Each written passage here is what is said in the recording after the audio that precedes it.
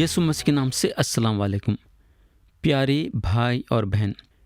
اس سے پہلے ہم یوحنا کی انجیل باب 4 اور اس کی آیت 30 سے غور کرنا شروع کرے تھے اور باب 4 کو ختم کرے اور باب 5 اٹھائے اور اس کے پہلے 5 آیتوں پہ غور کرے۔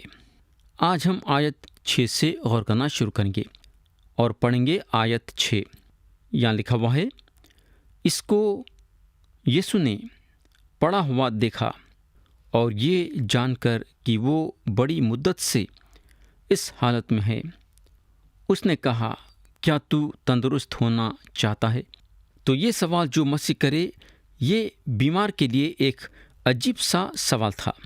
میرے بھائی اور بہن، اگر ہم بیمار ہیں تو کیا ہم نہیں چاہیں گے کیا کہ اچھے ہو جانا؟ کوئی بھی بیمار اپنی بیماری میں مبتلا رہنا نہیں چاہتا، اور یہ آدمی بھی شفا پانا چاہتا تھا۔ مگر خداوند اس کو یہ سوال 2 وجہوں سے کرے۔ پہلی وجہ یہ تھی کہ یہ آدمی کے دل میں امید پیدا کرنا۔ یہ آدمی کی جو حالت تھی بدتر تھی، یہ آدمی کے اندر امید نہیں تھی، اور جو امید کی روشنی یہ آدمی میں تھی اس کے زندگی سے نکل گئی اور بالکل مایوس ہو گیا تھا۔ تو یہ پہلی وجہ ہے۔ اب دوسری وجہ یہ ہے، اور یہ بہت ہی ضروری ہے، یہ وجہ کو جاننا ہمارے فائدے کے لیے ہے۔ وجہ یہ ہے کہ مسیح اس کے آنکھ وہ حوض پہ سے ہٹا دینا چاہتے تھے۔ مسیح چاہتے تھے کہ یہ آدمی حوض کے طرف نہیں دیکھنا بلکہ ان کے طرف دیکھنا۔ میں جہاں تک سوچتا ہوں، یہ آدمی کسی پہ بھی غور نہیں کر رہا ہوں گا جو حوض کے پاس آتے تھے۔ انہیں کسی کو بھی نہیں دیکھتا تھا، بلکہ اس کی آنکھ ہمیشہ حوض کے طرف رہتی تھی۔ تو ہمارے خداوند شروع کرے سو کرے ایک سوال کے ساتھ شروع کرے، کیا تو تندرست ہونا چاہتا ہے؟ میں یقین کرتا ہوں کہ جب مسیح یہ آدمی سے سوال کرے تو انہیں لامحالہ ان کو دیکھا ہوں گا کہ کون ایسا سوال کر سکتا ہے۔ تو یہ آدمی کا جواب تھا، ہاں میں تندرست ہونا چاہتا ہوں۔ مگر یہاں یہ آدمی مسیح کے سامنے اپنے مجبوری کو رکھا۔ اس کی کوئی بھی مدد نہیں کرتا تھا اس کو حوض میں ڈالنے کے لیے۔ میرے بھائی، آج کئی لوگوں کی یہ حالت ہے جیسا یہ بیمار کی تھی، جو حوض کو دیکھ لیتے ہوئے پڑا تھا، یہ انتظار دیکھ لیتے ہوئے کہ کچھ نہ تو کچھ ہوگا۔ ہم کو معلوم ہونا چاہیے کہ ہم سب کے یہ حالت ہے، ہم انتظار کر رہے ہیں۔ تھوڑی دیر کے لیے لوگوں کے بارے میں سوچو جو کلیسیا میں شامل ہیں، یہ انتظار کر لیتے ہوئے کہ بڑے بڑے کام ہمارے کلیسیا میں کب ہوں گے۔ لوگوں کی آنکھ بڑے کاموں پہ یا بڑے نشانوں پہ ہے، مگر مسیح پہ نہیں۔ یہ لوگوں کی ایک بہت بڑی کمزوری ہے۔ آیت 7 میں لکھا ہوا ہے، اس بیمار نے اسے جواب دیا، اے خداوند، میرے پاس کوئی آدمی نہیں کہ جب پانی ہلایا جائے تو مجھے حوض میں اتار دے، بلکہ میرے پہنچتے پہنچتے دوسرا مجھ سے پہلے اتر پڑتا ہے۔ پیارے بھائی اور بہن، یہ کتنی دکھ کی بات ہے، آپ سوچ سکتے۔ یہ غریب، لاچار، نا امید، بنا گھر والا، اکیلا آدمی واقعی میں یہ بول رہا ہے کہ کیا میں تندرست بنایا جا سکتا ہوں؟ بالکل انہیں تندرست ہو سکتا ہے، اور انہیں شاید اپنے دل میں یہ بھی سوچا ہوگا کہ کیا میں تندرست ہو سکتا ہوں کیا، مگر میرے پاس کوئی نہیں ہے میرے کو حوض میں ڈالنے کے لیے۔ یہ انہیں سوچ رہا تھا۔ کیا آپ میرے کو یہ حوض میں ڈالنا چاہیں گے کیا؟ بلکہ مسیح سے یہ اس کا خیال تھا، مگر مسیح کا کوئی خیال نہیں ہے وہ آدمی کو حوض میں ڈالنے کے لیے۔ مسیح یہ آدمی کو وہاں سے نکالیں گے اور اس کو اس حوض سے دور کریں گے۔ جس وقت بھی یہ آدمی اپنی آنکھ یسوع مسیح پہ لائیں گا اس وقت کچھ نہ تو کچھ ہوگا۔ آیت 8 میں لکھا ہوا ہے، یسوع نے اس سے کہا، اٹھ اور اپنی چارپائی اٹھا کر چل پھر۔ انہوں اس کو بولے، اٹھ اور اپنی چارپائی اٹھا اور چل پھر۔ تو یہ آدمی کو اپنی جگہ اس حوض کے پاس کسی اور کو دینا ہے، اس کو اپنی چارپائی اٹھانا ہے، کیونکہ اس کو یہ جگہ ہمیشہ کے لیے چھوڑنا ہے، کیونکہ اس کو یہ بیماری پھر سے آنے والی نہیں ہے۔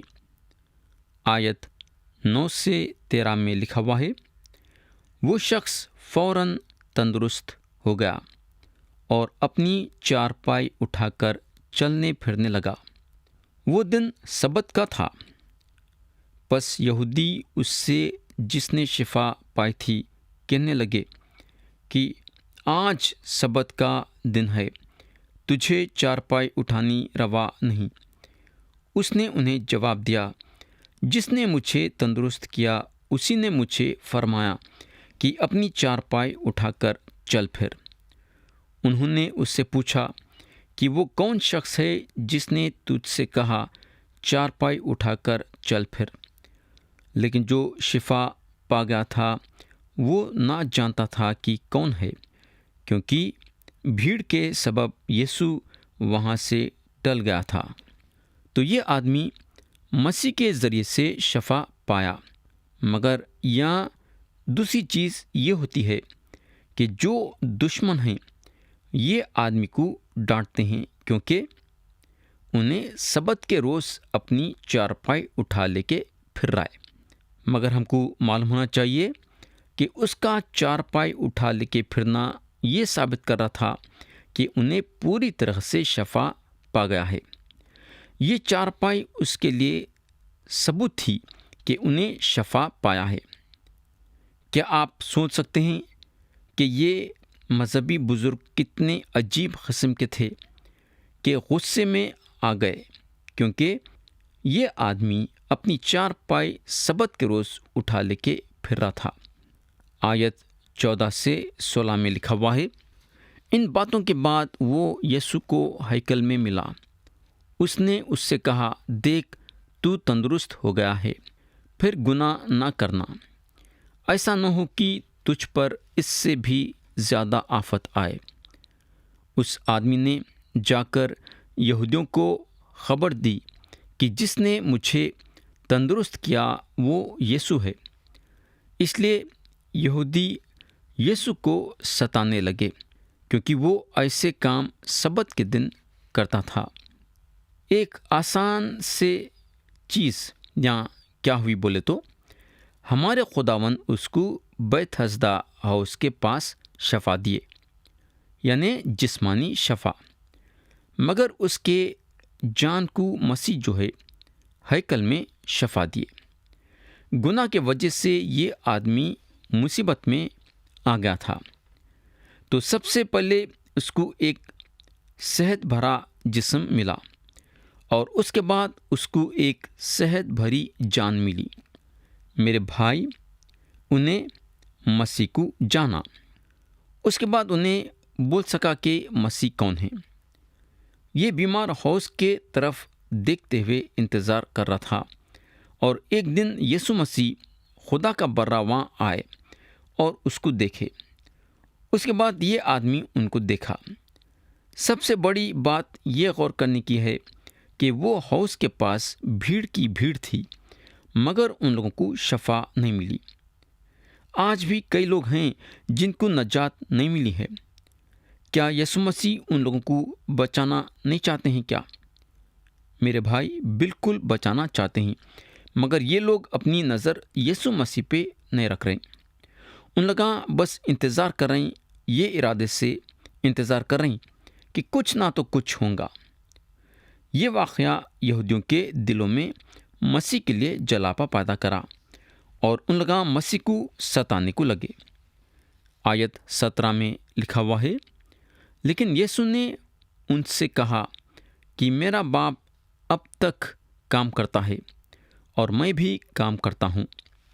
جب یہ آدمی گناہ میں مبتلا ہو گیا تو خدا باپ اور یسوع مسیح سبت کے روز آرام نہیں کر سکے، حالانکہ خدا کائنات کو بنا کے آرام کرا، مگر آدمی کے گناہ میں گرنے کے بعد آرام نہیں کرا، کیونکہ آدمی گناہ کے گڑھے میں گر گیا۔ آیت 18 میں لکھا ہوا ہے، اس سبب سے یہودی اور بھی زیادہ اس کے قتل کرنے کی کوشش کرنے لگے کہ وہ نہ فقط سبت کا حکم توڑتا بلکہ خدا کو خاص اپنا باپ کہہ کر اپنے آپ کو خدا کے برابر بناتا تھا۔ میرے بھائی اور بہن، افسوس کی بات یہ ہے کہ یہودی جو ہے مسیح کو پہچان نہیں سکے، کیونکہ یہ لوگ اپنے دل میں مسیح کے لیے جلاپا پیدا کرے اور ان کو قتل کرنا چاہتے تھے۔ جب انسان سچائی کے خلاف ہوتا ہے تو سچائی کے پہچان میں نہیں آ سکتا۔ یہودیوں کی یہ حالت ہوئی۔ اب ہم کلام کے وہ حصے پہ جائیں گے جہاں مسیح اپنے بارے میں بتاتے ہیں کہ انہوں کون ہیں۔ اپنے بارے میں 3 زبردست باتیں بتاتے ہیں، اور یہ 3 باتوں کے ذریعے سے ہم مسیح کی خوشخبری کو رکھنے کے لیے یوحنا کی انجیل باب 5 اور آیت 24 کا استعمال کر سکتے ہیں۔ تو پہلی بات جو مسیح اپنے بارے میں بتاتے ہیں، ہم پڑھیں گے آیت 19۔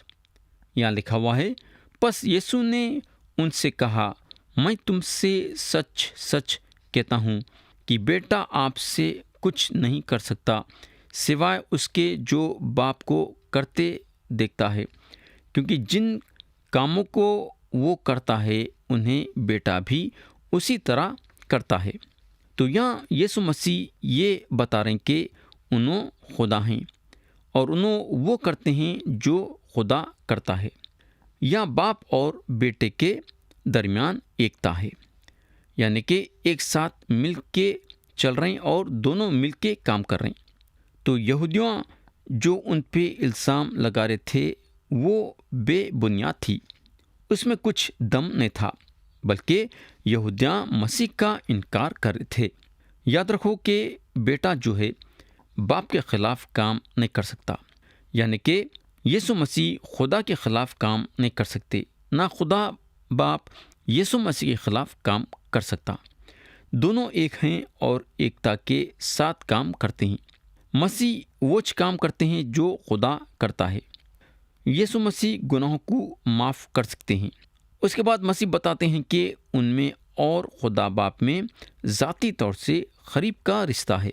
آیت 20 میں لکھا ہوا ہے، اس لیے کہ باپ بیٹے کو عزیز رکھتا ہے اور جتنے کام خود کرتا ہے اسے دکھاتا ہے، بلکہ ان سے بھی بڑے کام اسے دکھائے گا تاکہ تم تعجب کرو۔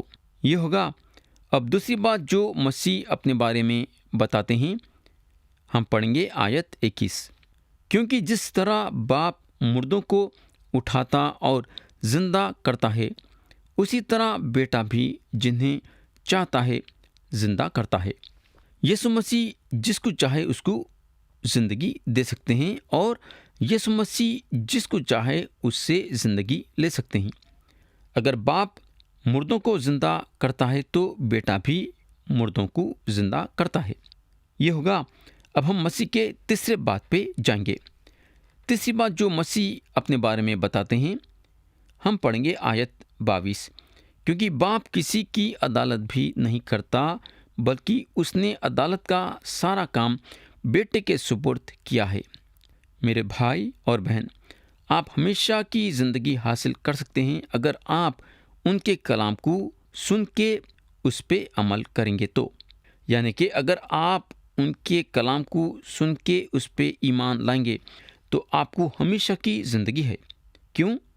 کیونکہ یسوع مسیح وہ کام کرتے ہیں جو خدا کو دیکھتے ہوئے کرتے ہیں، کیونکہ مسیح مردوں کو زندہ کرتے ہیں، اور کیونکہ انہوں ایک دن ہر ایک انسان کی عدالت کریں گے، چاہے نجات پائے ہو یا نہیں۔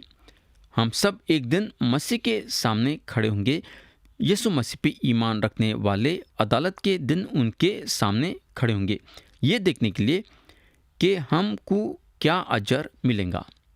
اور جو یسوع مسیح پہ ایمان نہیں رکھتے ہیں، عدالت کے دن ان کے سفید تخت کے سامنے کھڑے ہوں گے۔ یہ چیز یاد رکھو کہ جب یسوع مسیح پہلی بار آئے تو عدالت کرنے کے لیے نہیں آئے، بلکہ جب دوبارہ آئیں گے تو عدالت کرنے کے لیے آئیں گے، اور سارے عدالت کے کام ان کے ہاتھ میں سونپے جائیں گے۔ تو یہ پکی بات ہے کہ خدا باپ اور یسوع مسیح ایکتا کے ساتھ آگے بڑھتے ہیں۔ آیت 23 پڑھیں گے، تاکہ سب لوگ بیٹے کی عزت کریں جس طرح باپ کی عزت کرتے ہیں۔ جو بیٹے کی عزت نہیں کرتا وہ باپ کی جس نے اسے بھیجا عزت نہیں کرتا۔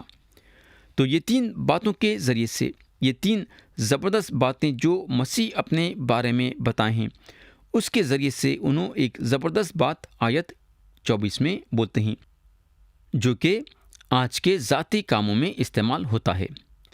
اور یہ سچ ہے کہ ہم اس کا استعمال کرنا چاہیے، مگر ہمارے لیے یہ ضروری ہے کہ، اور ہم کو یہ یاد رکھنا ضروری ہے کہ اس کا استعمال ہم یہ تین باتوں کے طاقت سے کریں گے جو مسیح اپنے بارے میں بتائے ہیں۔ آیت 24 پڑھیں گے، میں تم سے سچ سچ کہتا ہوں کہ جو میرا کلام سنتا اور میرے بھیجنے والے کا یقین کرتا ہے، ہمیشہ کی زندگی اس کی ہے، اور اس پر سزا کا حکم نہیں ہوتا، بلکہ وہ موت سے نکل کر زندگی میں داخل ہو گیا ہے۔ یا میں آپ کا توجہ چاہوں گا، انہوں بولتے ہیں ہمیشہ کی زندگی اس کی ہے جو کہ صحیح ہے اور اس وقت ہے۔ ایک ایمان رکھنے والا محفوظ ہے، اس کو روحانی موت نہیں ہے، انہیں موت سے نکل کے زندگی میں داخل ہو گیا ہے۔ اب سوال یہ پیدا ہوتا ہے کہ یہ کون بول رہا ہے؟ یہ ایک زبردست وعدہ ہے، مگر یہ وعدہ کون کر رہا ہے؟ یہ بات جاننا بہت ہی ضروری ہے۔ مسیح کی یہ بات زبردست ہے جب انہوں بولتے ہیں جو میرا کلام سنتا اور میرے بھیجنے والے کا یقین کرتا ہے، ہمیشہ کی زندگی اس کی ہے، اور اس پر سزا کا حکم نہیں ہوتا، بلکہ وہ موت سے نکل کر زندگی میں داخل ہو گیا ہے۔ میرے بھائی اور بہن، یہ کون بولا ہے؟ مسیح اپنے بارے میں تین باتیں بتائیں ہیں جو یہ آیت کی بنیاد ہے۔ مسیح خدا ہیں، یعنی کہ آیت 19، انہوں مردوں کو زندہ کرتے ہیں، یعنی کہ آیت 21، اور انہوں عدالت کریں گے، یعنی کہ آیت 22۔ اب یسوع مسیح ایک اور بڑھیا بات بتاتے ہیں۔ ہم پڑھیں گے آیت 25 اور اس کے بعد پڑھیں گے آیت 28۔ تو ہم آیت 25 پہلے پڑھیں گے۔ میں تم سے سچ سچ کہتا ہوں کہ وہ وقت آتا ہے، بلکہ ابھی ہے، کہ مردے خدا کے بیٹے کی آواز سنیں گے، اور جو سنیں گے وہ جئیں گے۔ اب ہم آیت 28 پڑھیں گے۔ اس سے تعجب نہ کرو، کیونکہ وہ وقت آتا ہے کہ جتنے خبروں میں ہیں اس کی آواز سن کر نکلیں گے۔ اب سوال یہ پیدا ہوتا ہے کہ مسیح کا مطلب یہاں کیا ہے جب انہوں آیت 25 میں یہ بولتے ہیں کہ وہ وقت آتا ہے بلکہ ابھی ہے؟ اس کا مطلب یہ ہے کہ جو آنے والا وقت ہے اس میں ہم ہیں۔ آیت 28 صاف صاف ظاہر کرتی ہے کہ وقت ابھی نہیں آیا ہے، مگر وقت آتا ہے۔ یہ سارے باتوں کی ایک بات یہ ہے کہ ہم ایسے وقت میں جی رہے ہیں جو کہ وقت کے طرف بڑھ رہا ہے، جہاں مردے خدا کے بیٹے کی آواز سنیں گے، اور جو سنیں گے وہ جئیں گے۔ اگر ہم وہ وقت میں ہیں جو وقت آتا ہے، تو پھر انہوں کیا مطلب رکھے ہیں کہ ابھی ہے؟ سوال یہ پیدا ہوتا ہے کہ وہ مردے کون ہیں جو اس وقت ان کی آواز سنتے ہیں؟ یوحنا باب 11 میں ایک واقعہ ہے جہاں یسوع مسیح لازر کو مردوں میں سے جلائے۔ آپ لوگوں کو یاد ہوگا کہ مسیح لازر کے بہنوں کو کیا بولے تھے جب لازر کی موت ہو گئی تھی؟ انہوں بولتے ہیں قیامت اور زندگی تو میں ہوں، جو مجھ پر ایمان لاتا ہے گو وہ مر جائے تو بھی زندہ رہے گا، اور جو کوئی زندہ ہے اور مجھ پر ایمان لاتا ہے وہ ابد تک کبھی نہ مرے گا۔ تو یہاں مسیح بولتے ہیں گو وہ مر جائے۔ تو کیا اس کا مطلب یہ ہے کہ جو انسان خبر میں ہے سنتا ہے؟ نہیں، یہ جو ہے روحانی موت کے بارے میں بات ہو رہی ہے۔ موت کا مطلب یہ ہے کہ خدا سے الگ ہو جانا۔ وہ وقت آتا ہے کہ جتنے خبروں میں ہیں اس کی آواز سن کر نکلیں گے، مگر وہ وقت اب ہے جو روحانی طور سے مرے ہوئے ہیں ان کی آواز سن کے جئیں گے۔ پولس رسول جو ہیں افسیوں کی کلیسیا کو لکھے کہ ان لوگاں اپنے گناہوں میں مرے ہوئے ہیں۔ تو ہر ایک کی روحانی حالت یہ ہے، مگر اس کے بعد جو میرا کلام سنتا اور میرے بھیجنے والے کا یقین کرتا ہے ہمیشہ کی زندگی اس کی ہے، اور اس پر سزا کا حکم نہیں ہوتا بلکہ وہ موت سے نکل کر زندگی میں داخل ہو گیا ہے۔ تو آیت 25 اور آیت 28 میں مسیح دو الگ چیزوں کے بارے میں بات کر رہے ہیں۔ وہ وقت اب ہے جہاں مسیح روحانی زندگی دیتے ہیں، اور وہ وقت آتا ہے جہاں انہوں مردوں کو قبر میں سے اٹھائیں گے۔ اب ہم آیت 26 اور 27 پڑھیں گے۔ یہاں لکھا ہوا ہے کیونکہ جس طرح باپ اپنے آپ میں زندگی رکھتا ہے اسی طرح اس نے بیٹے کو بھی یہ بخشا کہ اپنے آپ میں زندگی رکھے، بلکہ اسے عدالت کرنے کا بھی اختیار بخشا، اس لیے کہ وہ آدم زاد ہے۔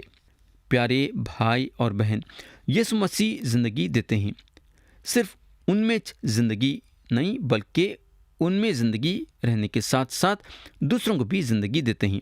ان کے پاس عدالت کرنے کا بھی اختیار ہے۔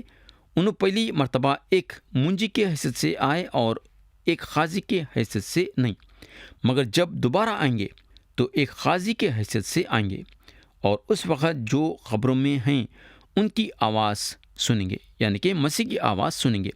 آیت 28 اور 29 میں لکھا ہوا ہے اس سے تعجب نہ کرو، کیونکہ وہ وقت آتا ہے کہ جتنے قبروں میں ہیں اس کی آواز سن کر نکلیں گے، جنہوں نے نیکی کی ہے زندگی کی قیامت کے واسطے، اور جنہوں نے بدی کی ہے سزا کی قیامت کے واسطے۔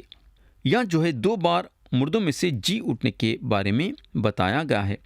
مکاشفہ کی کتاب اور صاف بتاتی ہے، اور پہلی بار مردوں میں سے جی اٹھنے کے پورے ہونے کے بارے میں بتاتی ہے۔ یہ بات ہم کو مکاشفہ کی کتاب باب 20 اور آیت 4 سے 6 میں ملیں گی۔ دوسرے جو مردوں میں سے جی اٹھنے کے بارے میں ہیں وہ مکاشفہ کی کتاب باب 20 اور آیت 11 سے 15 میں ملیں گی۔ پہلا جو مردوں میں سے جی اٹھنے کے بارے میں ہے وہ ساروں کے لیے ہے جو یسوع مسیح کے ذریعے نجات پائے ہیں۔ پولس رسول تھیسلونیوں کے پہلے خط میں لکھتے ہیں پھر ہم جو زندہ باقی ہوں گے ان کے ساتھ بادلوں پر اٹھائے جائیں گے تاکہ ہوا میں خداوند کا استقبال کریں، اور اس طرح ہمیشہ خداوند کے ساتھ رہیں گے۔ تو مردوں میں سے جو جی اٹھنا ہے وہ آگے ہوئیں گا۔ اس کی تاریخ نہیں دی گئی ہے، یہ کبھی بھی ہو سکتا ہے۔ مسیح اپنے لوگوں کو یہ دنیا میں اٹھا لیں گے، یعنی کہ زندوں کو اور مردوں کو۔ تو یہ ہے مردوں میں سے جی اٹھنے کا پہلا حصہ۔ پھر اس کے بعد بڑے مصیبتوں کے وقتوں میں کئی یسوع مسیح پہ ایمان رکھنے والے قتل کیے جائیں گے۔ یہ لوگ بڑے مصیبتوں کے آخری دنوں میں اٹھائے جائیں گے، اور ان کے ساتھ پرانا عہد نامہ کے خدا پرست لوگاں بھی اٹھائے جائیں گے۔ یہ بھی پہلے بار مردوں میں سے جی اٹھنے کا ایک حصہ ہے۔ ان لوگاں اٹھائے جائیں گے ہمیشہ کے لیے زندہ رہنے کے لیے۔ تو یہ پہلا مردوں میں سے جی اٹھنے کے بارے میں ہے، وہ اٹھیں گے ہمیشہ کے لیے جینے کے لیے۔ اس کے بعد جو مردوں میں سے جی اٹھنے کے بارے میں ہیں وہ سفید تخت کے سامنے کھڑے ہوں گے، جہاں جو بھی نجات نہیں پایا ہے مردوں میں سے جلائے جائیں گے۔ ان لوگ چاہتے تھے کہ ان کے کاموں کے ذریعے سے عدالت ہونا، اور ان کی عدالت ان کے کاموں کے مطابق ہوں گی۔ ان لوگ وہ خدا کے سامنے کھڑے ہوں گے جو انصاف پرست اور رازباز ہے۔ ان لوگوں کو ایک موقع ملے گا زندہ اور سچے خدا کے سامنے کھڑے ہو کے اپنے بارے میں بولنے کے لیے، مگر خدا ان کو خبردار کر چکا تھا کہ یہ عدالت میں کسی کو نجات حاصل کرنے کا موقع نہیں ملے گا۔ یہ عدالت میں صرف وہ لوگ کھڑے ہوں گے جو یسوع مسیح پہ ایمان نہیں لائے ہیں، اور ان کی عدالت ان کے کاموں کے مطابق ہوں گی، کیونکہ ان کے کاموں کے مطابق ان کو سزا ملیں گی۔ تو جو یسوع مسیح پہ ایمان نہیں لائے ہیں وہ سزا پائیں گے، اور یہ سزا خدا کی طرف سے رہیں گی۔ تو میرے بھائی اور بہن، یہاں ہم کلام کو ختم کریں گے اور آتے سو وقت ہم آیت 30 سے غور کرنا شروع کریں گے۔ تو یہاں میں کلام کو ختم کرنا چاہوں گا یہ دعا کے ساتھ کہ خدا ہم سب کو آج کے کلام کے ذریعے سے برکت دے، یسوع مسیح کے پیارے اور بلند نام میں، آمین۔